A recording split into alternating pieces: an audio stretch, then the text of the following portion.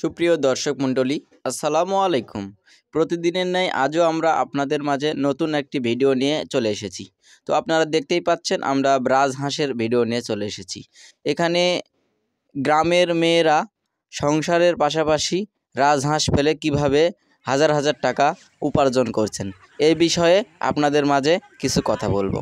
তো এই যে ভাই, এগুলো বিভিন্ন গ্রামের মহিলারা এখানে বিভিন্ন প্রজাতির ছোট বড় মাঝারি বিভিন্ন সাইজের রাজহাঁস লালন পালন করছেন এবং তারা প্রতিদিন বৈকালে সংসারের কাজের পাশাপাশি তাদের বাসার পাশে ছোট মাঠে নিয়ে এসে ছেড়ে দিয়ে রেখেছে এবং তারা এখানে বিভিন্ন ধরনের ছোট ছোট ঘাস খেয়ে মানুষ হচ্ছে, আর তাদের খরচ অনেক কম।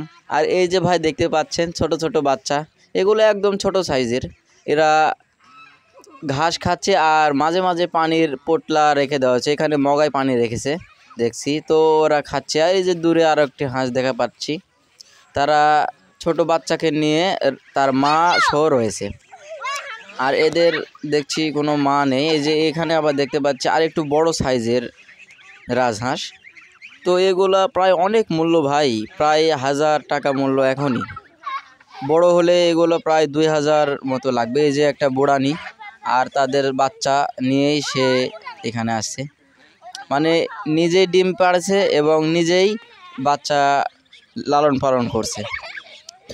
রাজহাঁসের বাচ্চা সম্ভবত 2 মাস লাগে ভাই, 45 দিন থেকে 2 মাস সময় লাগে রাজহাঁসের বাচ্চার ডিম ফুটে বের হতে।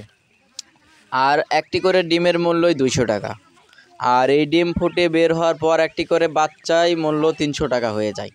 আর কিছুদিন লালন পালন করার পর বাচ্চাগুলো অটোমেটিক দাম বেড়ে যায় 500-600। আর এই যে এই বড়ো হাঁসগুলো দেখতে পাচ্ছেন, আসলে এগুলো মাঝারি সাইজের, এগুলো 1000 টাকা 800 টাকা এরকম দরে বিক্রি হয়।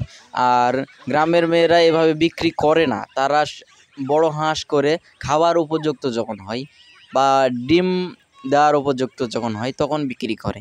এই যে ভাই কত বড় বাচ্চা, তারপরও তার দুটি মা, মানে মা এবং বাবা হাঁসগুলোকে লালন পালন করছে, মাঠে ছেড়ে দিয়ে রেখেছে। এই যে আরও একটি ভিডিও দেখতে পাচ্ছি, এটা ছোট ছোট বাচ্চা নিয়ে কয়েকটি রাজহাঁস চলে যাচ্ছে এক পুকুর পাড় দিয়ে।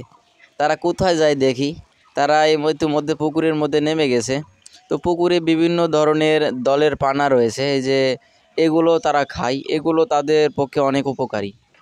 আর সারাদিন বাইরে তাদেরকে ছেড়ে দেওয়া থাকে এবং একজন দেখাশোনার দায়িত্বে থাকে।